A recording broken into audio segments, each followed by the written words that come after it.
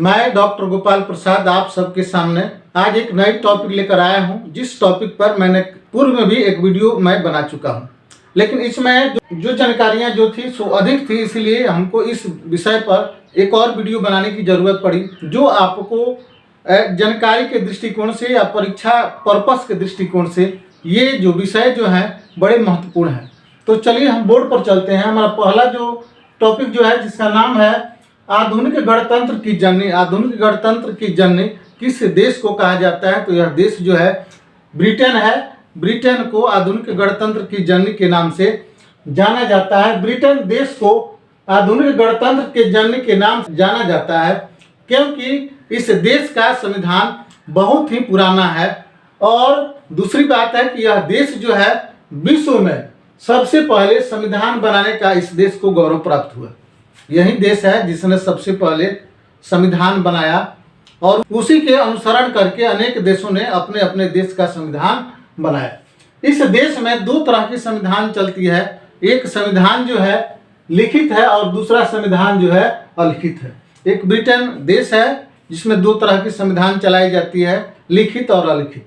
और इस ब्रिटेन देश को आधुनिक गणतंत्र के जननी के नाम से हम जानते हैं। अगला जो है लोकतंत्र की जननी। लोकतंत्र की जननी किस देश को कहते हैं? तो लोकतंत्र की जननी भारत देश को कहते हैं। किसको कहते हैं? भारत देश को कहते हैं। भारत देश को लोकतंत्र की जननी के रूप में जाना जाता है।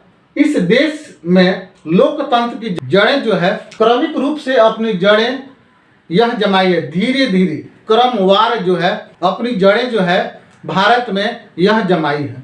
और लोकतंत्र का इस समय जड़ें जो है बहुत ही भारत में मजबूत हो चुकी है। भारत दुनिया का सबसे बड़ा लोकतंत्र है जहां संसदीय प्रणाली में लोकसभा और राज्यसभा के रूप में द्विसदनीय व्यवस्था निहित है। देखिए, लोकतंत्र में दो सदन अपने यहाँ चलते हैं और इस दो सदन का नाम है लोकसभा और राज्यसभा। और ये लोकसभा और राज्यसभा के द्वारा ही देश में कानून बनाए जाते हैं और कानून के पालन करवाए जाते हैं और सजा की व्यवस्था इसके द्वारा निहित की जाती है। अगला टॉपिक जो है जिसका नाम है भारत के संसद की जननी। भारत के संसद की जननी किस देश को कहते हैं? तो यह देश जो है ब्रिटेन है। ब्रिटेन जो है भारतीय संसद की जननी के रूप में जानी जाती है। और ब्रिटेन देश में सबसे पहले संसदीय प्रणाली की शुरुआत हुई थी। ब्रिटेन ऐसा देश है जिस देश में सबसे पहले संसदीय व्यवस्था की शुरुआत हुई थी और इसी देश का अनुसरण कर भारत ने भी अपने देश में संसदीय प्रणाली अपनाई। अगला टॉपिक जो है कंप्यूटर के जनक। कंप्यूटर के जनक कौन थे? कंप्यूटर के जनक जो हैं चार्ल्स बेबेज है। और चार्ल्स बेबेज ने ही कंप्यूटर की आविष्कार किया और उनके आविष्कार से आज दुनिया के अनेकों कार्य जो हैं वे त्रुटि रहित और कम समय में अधिक काम किए जा सकते हैं। तो चार्ल्स बेबेज ने दुनिया में सबसे पहले कंप्यूटर का आविष्कार किया जो गणितीय संगणक, गणित से संबंधी जो कार्य हैं कंप्यूटर पर किए जा सकते हैं।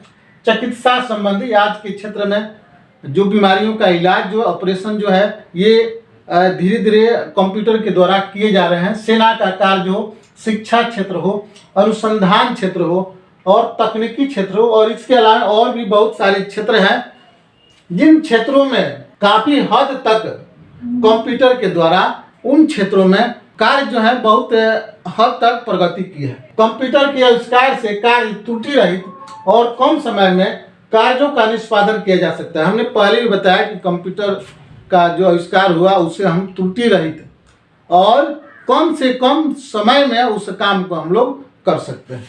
अगला जो है किसान आंदोलन के जनक स्वामी सहजानंद सरस्वती।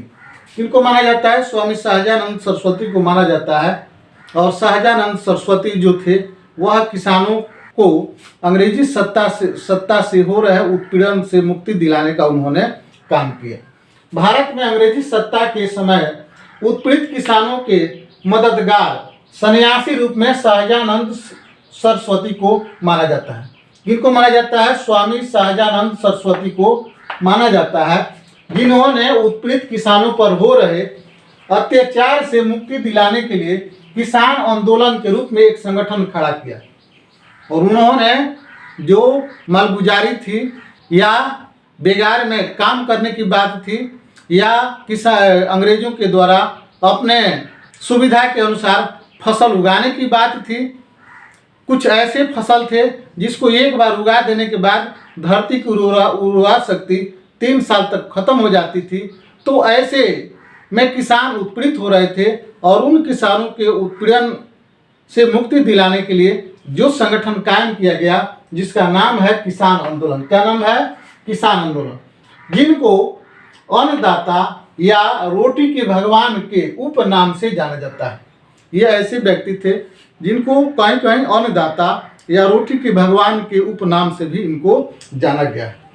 अर्थशास्त्र के जनक एडम स्मिथ, किनको कहा जाता है? Adam Smith. तो एडम स्मिथ जो थे वे अर्थशास्त्र के एक महान अर्थशास्त्री थे।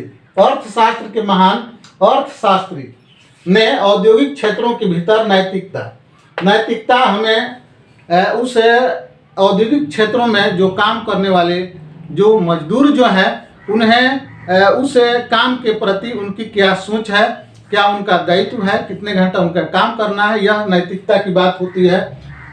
उसके बाद अगर उसके लिए उन औद्योगिक क्षेत्रों के बढ़ावा के लिए हमें बाजार की ज़रूरत होती है, हमें पूंजी की ज़रूरत होती है कि यांत्रिकी की अवधारणाओं को उन्होंने व्याख्या की।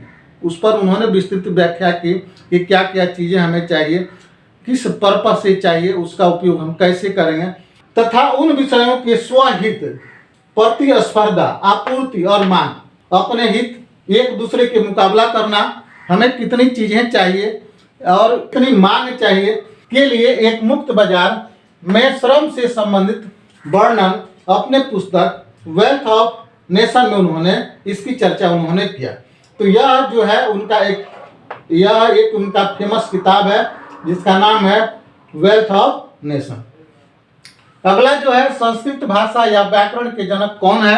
तो संस्कृत भाषा और व्याकरण के जनक जो है महर्षि पाणिनि। का नाम है? महर्षि पाणिनि। ये जो है संस्कृत भाषा या व्याकरण के ये जनक है और ये जो है इनके द्वारा संस्कृत भाषा की उत्पत्ति, खोज, प्रसिद्ध व्याकरण संबंधी जानकारियों की विस्तृत चर्चा महर्षि पाणिनि के द्वारा की गई, जिन्होंने संस्कृत भाषा की वृहद जानकारियों का लाभ विश्व के कोने कोने तक जिज्ञासु लोगों तक उन्होंने पहुंचाया। जो इस संस्कृत भाषा को जानना चाहते थे उन तक उन्होंने संस्कृत भाषा को आसान से आसान उन्होंने रास्ता बताया और आसान से आसान उन्होंने जानकारियां दी, जिसको संस्कृत भाषा को जन जन तक उन्होंने पहुंचाने का उन्होंने काम किया। चलिए हमारे अगले जनक जो हैं जिनका नाम है भारतीय रसायन विज्ञान के जनक। भारतीय रसायन विज्ञान के जनक कौन थे? उनका नाम था प्रफुल्ल चंद्र राय। क्या नाम है? प्रफुल्ल चंद्र राय भारतीय रसायन विज्ञान के जनक माने जाते हैं। और ये जो व्यक्ति जो हैं ये रसायन विज्ञान के महान वैज्ञानिक थे, जिनके द्वारा भारतीय रसायन विज्ञान के क्षेत्र में नई दिशा देने का काम इनके द्वारा किया गया। इसके लिए इन्होंने नित्य नए नए प्रयोग किए और साथ ही साथ देश में रसायन उद्योगों की इन्होंने नींव रखने की महत्वपूर्ण कोशिश की और कोशिश करने के बाद इस क्षेत्र में इन्होंने नई पहचान दिलाई। अगले हमारे जनक जो हैं जिनका नाम है अंग्रेजी साहित्य के जनक जिनका नाम है जेफरी चौसर। का नाम है जेफरी चौसर जो है ये अंग्रेजी साहित्य के जनक हैं। शेक्सपियर को भी अंग्रेजी साहित्य के जनक कहे जाते हैं, लेकिन अंग्रेजी साहित्य के जनक जेफरी चौसर को कहा जाता है। जेफरी चौसर जो है ये मध्य युग के महान कवि और लेखक माने जाते हैं। मध्य युग में अंग्रेजी के सबसे बड़े महान कवि और लेखक ये माने जाते हैं, जिन्होंने अंग्रेजी भाषा और साहित्य को आसान और सरल बनाने की कोशिश की। अंग्रेजी जो भाषा, जो लोग इसको कठिन भाषा मानते थे, उन्होंने इस पर प्रयोग करके इस भाषा को सरल और आसान बनाने का इन्होंने काम किया, जिसके चलते अंग्रेजी भाषा लोगों के लिए सहज भाषा बन गई। अगला हमारा टॉपिक जो है गणित विषय के जनक, गणित विषय के जनक जो है आर्किमेडीज को कहा जाता है। आर्किमेडीज ऐसे व्यक्ति हैं जिनको गणित विषय के जनक के रूप में जाना जाता है।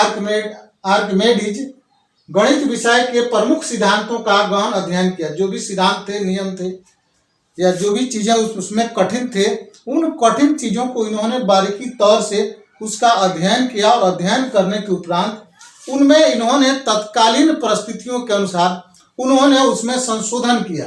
क्या किया? संशोधन किया, और संशोधन करके गणित को आसान बनाया, सहज बनाया, लोगों के समझ के लायक बनाया। लोगों को इस तरह उसमें जागरूकता इन्होंने पैदा करने की कोशिश की कि लोग गणित को समझें, जानें और उस विषय से उसमें उन को लगाव उत्पन्न हो, जिसके वजह से विश्व के लोगों का गणित के प्रति रुचि बढ़ी। अगला समाजशास्त्र के जनक, समाजशास्त्र के जनक जो है अगस्त काम्टे का नाम है। अगस्त काम्टे जो है ये समाजशास्त्र के जनक है, और अगस्त काम्टे समाजशास्त्र के मानवीय क्रियाओं, जो मानवीय क्रियाएं हैं, इन क्रियाओं को एक विज्ञान के रूप में मानते थे, लेकिन इस विषय की आवश्यकताओं को उन्होंने महसूस किया, और महसूस करते हुए 1838 ईस्वी में समाजशास्त्र विषय का उन्होंने नामकरण किया। इनके ही द्वारा समाजशास्त्र विषय का क्या किया गया? नामकरण किया गया। अगली हमारी राजनीति विज्ञान के जनक, राजनीति विज्ञान के जनक जो है अरस्तु को माना जाता है। उस तरह जीव विज्ञान के जनक भी अरस्तु को माना जाता है। अरस्तु जो है वे राजनीति विज्ञान के पहले राजनीतिक वैज्ञानिक थे, जिन्होंने राजनीति विज्ञान को विज्ञान का पूर्ण दर्जा दिलाया। जो राजनीति विज्ञान हम लोग कहते थे, उसको इन्होंने पूर्ण विज्ञान का इन्होंने दर्जा दिलाया। जिन्होंने राजनीति विज्ञान के प्रत्येक पहलुओं को अध्ययन करके विज्ञान को एक नई पहचान इन्होंने दिलाई। जो विज्ञान जो थी, उन्होंने इस विज्ञान को उन्होंने क्या किया जी? वे उन्होंने इसकी एक पहचान उन्होंने दिलाई। तो चलिए, इसी के साथ आज का हमारा इसमें सवाल है, जिसमें लिखा गया कि अर्थशास्त्र विषय के जनक किस महान व्यक्ति को कहते हैं। तो उस महान व्यक्ति का नाम यहाँ लिख देना है, और लिखने के बाद यहाँ उत्तरदाता का नाम लिखना है, मोबाइल नंबर लिखना है, और विद्यालय का नाम यहाँ लिखना है, और लिखकर इसका उत्तर आप लोगों को कमेंट बॉक्स में देना है। तो चलिए, हम आप लोगों से यही गुजारिश करेंगे कि जो भी हमारे YouTube पर जो भी वीडियो अपलोड हो रहा है, उसको आप देखिए और अपने ज्ञान को बढ़ाइए, और अपने जीवन में सफलता के उस मुकाम पर पहुंचिए जहां तक पहुंचना आपकी सोच है, आपका लक्ष्य है, आपकी उम्मीद है, और आपके गार्जियन की भी ऐसी सोच है कि हमारा लड़का वहां तक पहुंचे। तो चलिए, इसी के साथ हम आप सबको बहुत बहुत धन्यवाद देते हैं। चलिए, सबको बहुत बहुत धन्यवाद।